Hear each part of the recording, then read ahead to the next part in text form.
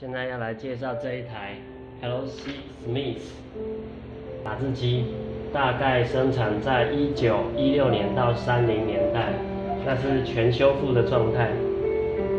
好，很久没有操作了。好，首先看一下打字机，最重要是指甲，算是非常的顺畅，声音也很有机械感。再来看按键。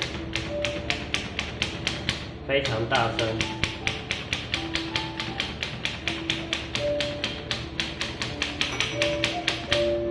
所有的键盘都已经修复完毕，都可以动。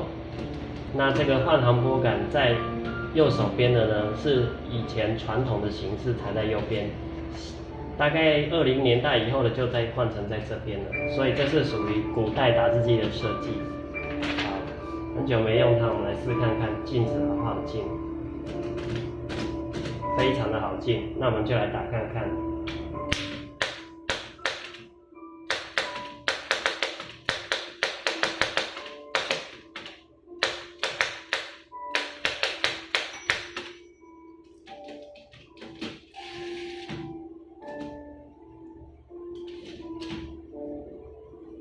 好。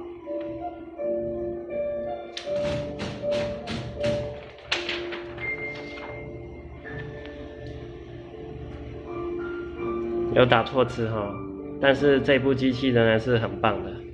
OK， 简单介绍到这里。